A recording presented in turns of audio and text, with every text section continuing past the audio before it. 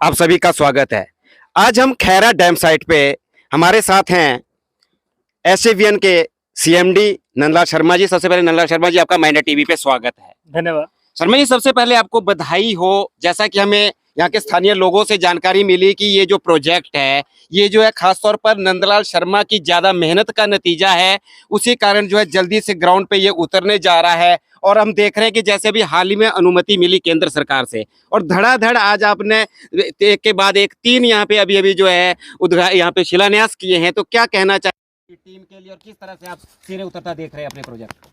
सबसे पहले तो मैं बधाई देना चाहता हूँ यहाँ समस्त लोकल लोग हैं कि उनके एक क्षेत्र में एक बहुत बड़ा प्रोजेक्ट करीबन 2615 करोड़ रुपए की इन्वेस्टमेंट का प्रोजेक्ट भारत सरकार ने यहाँ पर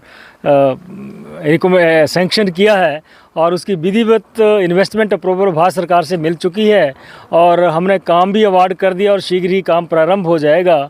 आज उस कड़ी में पहले चरण जो हमारा एक ब्रिज बनेगा, स्टील ब्रिज बनेगा, उसका अवॉटमेंट का शिलान्यास आज हमने रखा है।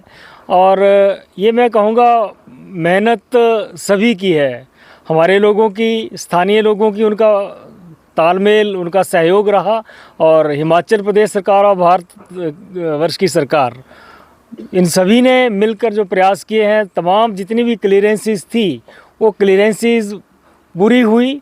भारत सरकार ने इन्वेस्टमेंट अप्रूवल 4 जनवरी 2023 की कैबिनेट में इसको अप्रूव किया और अब ये एक हकीकत, ये रियलिटी बनने जा रही है और 5 साल 3 महीने का समय दिया है। तो लगभग 2028 मार्च से पहले हम इस प्रोजेक्ट का निर्माण कर देंगे। ये 382 मेगावाट का प्रोजेक्ट है और यहाँ रोज़गार, लोगों के इनकम के साधन और बिजली जो भारतवर्ष के प्रत्येक राज्य में जहाँ हम बिजली सप्लाई करते हैं जाएगी, उनमें इलेक्ट्रिफिकेशन भी होगा। शर्मा जी, मैं आपसे छोटा सा एक वक्तव्य चाहता हूं कि जब कोई भी निर्माण होता है तो निर्माण में अच्छाइयों के साथ साथ कहीं ना कहीं कुछ खामियां भी होती हैं, कुछ दिक्कतें भी आती हैं। तो आप किस तरह से, जैसे जितने भी अभी तक प्रोजेक्ट्स का निर्माण हुआ है वहां पे क्या होता है कि कुछ समय काम ठीक ठाक चलता है, लेकिन उसके बाद विरोध होने शुरू होते हैं कि ये हुआ वो हुआ। लेकिन जैसा जहाँ तक हमें जानकारी है, अभी तक आपके व्यक्तित्व के बारे में एक बिल्कुल सौम्य व्यक्तित्व और अच्छी तरह से लोगों के ऊपर ध्यान रखने वाला केंद्रित एक व्यक्तित्व, आप किस तरह से चाहते हैं कि लोगों के लिए एक बेहतरीन इससे जो है सुविधा भी हो, क्योंकि कुछ ना कुछ नुकसान भी सहन करना पड़ेगा यदि अच्छाई को लाना है। तो उसके लिए आप क्या प्लानिंग लेकर के चलें कि स्थानीय युवाओं को रोजगार भी हो और साथ में जो स्थानीय लोगों के लिए इसमें जो है कनेक्टिविटी लोगों को ज़्यादा से ज़्यादा जोड़ा जाए, क्योंकि स्थानीय लोगों को ही ज़्यादा दिक्कत आने वाली है इस एरिया के अंदर। क्या आप प्लान लेकर के तैयार किया है आपने? पहले तो मैं ये स्पष्ट करना चाहता हूँ कि एसजेवीएन अपने प्रोजेक्ट्स जहाँ निर्माण करता है, हम अपना पूरा प्रयास करते हैं कि स्थानीय लोगों को कोई दिक्कत नहीं हो। उनकी जो जायज़ समस्याएं हैं हम उनका हल निकालने का प्रयत्न करते हैं। जी। और ये एक सहयोग सभी तरफ से होता है। जी। प्रोजेक्ट्स डेवलपमेंट जब होती है तो उसमें सेक्रीफाइसेस भी करने पड़ते हैं, लेकिन जब प्रोजेक्ट ये भारत सरकार उसको अप्रूव करती है तो सभी क्लियरेंसी, चाहे एनवायरनमेंट की क्लियरेंसीज हैं, R&R की इश्यूज़ हैं, लैंड एक्विजिशन के हैं या दूसरी तमाम क्लियरेंसें विभिन्न विभागों द्वारा वो पहले हासिल कर ली जाती हैं, उसी के बाद ही भारत सरकार इसका अप्रूवल देता है। लेकिन निर्माण के दौरान भी जो समस्याएँ आएंगी, हमारा पहले भी प्रयास रहा है। हिमाचल प्रदेश में हम 2 प्रोजेक्ट जो है अंडर ऑपरेशन है और 2 प्रोजेक्ट अंडर कंस्ट्रक्शन है, वहाँ भी हमारा प्रयास है कि स्थानीय लोगों के साथ मिलकर, क्योंकि स्थानीय लोगों को इसका लाभ जो है वो सैकड़ों वर्षों तक मिलेगा। एक हाइड्रो प्रोजेक्ट जो है कोई 40-50 साल नहीं, 100-150 साल वर्ष इसके लाइफ होती है और जब इससे आमदन शुरू हो जाएगी तो लोगों की भी उसमें साझेदारी रहती है। हम या CSR में या दूसरे माध्यम से पैसा खर्च करते हैं लोगों के सहूलियत के लिए, कम्युनिटी डेवलपमेंट के लिए। मैं माइंडा टीवी के दर्शकों को बताना चाहता हूं कि जैसे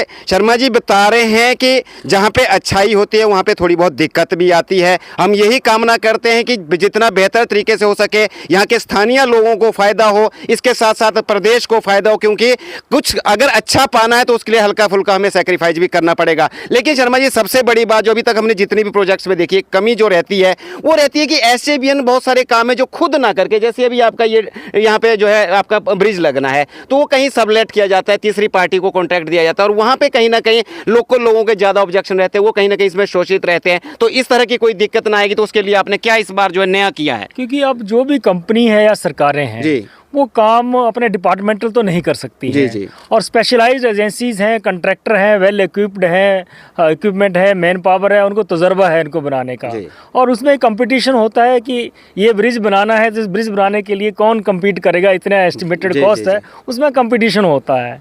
लेकिन हमारा ये प्रयास रहता है कि उसमें भी जो एम्प्लॉयमेंट हो वो स्थानीय लोगों को एम्प्लॉयमेंट मिले मैक्सिमम, जो पहले यहाँ स्किल अवेलेबल है। जी, जी। जो स्किल अवेलेबल यहाँ नहीं होगा तो ही बाहर से कोई आएगा, तो ये प्रयास रहता है। लेकिन जो आप बात कर रहे हैं कि कंट्रैक्टर तो अब मैक्सिमम काम वो एक एफिशिएंसी है उनकी करने की। जी। हम डिपार्टमेंटल चाहे कंपनी करे या सरकार करे वो इतना इकोनॉमिकल नहीं रहता है, तो पैसा कम लगे और टैरिफ जो है बिजली का प्राइस कम हो और लोगों को कम दर के ऊपर बिजली मिले।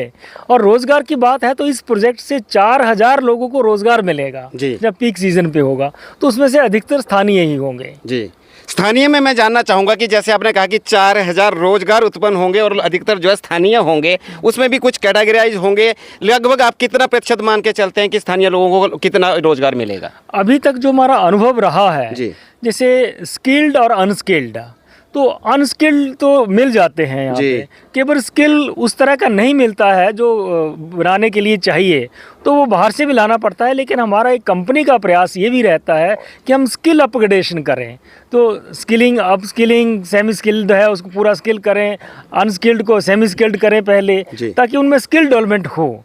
इलेक्ट्रीशियन है, प्लम्बर है, रिगर है, सारे टर्नर हैं, हम अपने आप भी उनको ट्रेनिंग दिलाते हैं। जी। हम प्रदेश के ITI जो हैं वहाँ लोगों को नॉमिनेट करते हैं और हम पूरा खर्च वहन करते हैं उन बच्चों का ट्रेनिंग देने के लिए। जी। और उन ट्रेड्स में जिनकी आवश्यकता है तो पहले लोगों को ट्रेन भी किया जाता है और उनको जहाँ उनकी योग्यता के अनुसार उनके यहाँ रोजगार भी मिलता है। जी, नंदलाल शर्मा जी ने हमें अपना बहुमूल्य समय दिया। शर्मा जी, आपका बहुत बहुत धन्यवाद। और सबसे पहले मैं अपने दर्शकों को बताना चाहता हूं, और सबसे ज़्यादा बात है कि जो डैम साइड से जो इफेक्टेड व्यक्ति है, शर्मा जी ने एक बहुत बड़ी बात कही, क्योंकि बाद में हम सिर्फ प्रोटेस्ट करना जानते हैं। इन्होंने कहा कि सबसे पहले हमें अपने आप को ट्रेंड करना होगा, क्योंकि हम खाली ये तो कह देंगे कि हमें रोजगार चाहिए, लेकिन किस तरह का रोजगार चाहिए, क्या चाहिए, उसके लिए सबसे पहले अपने आप को तैयार कीजिए।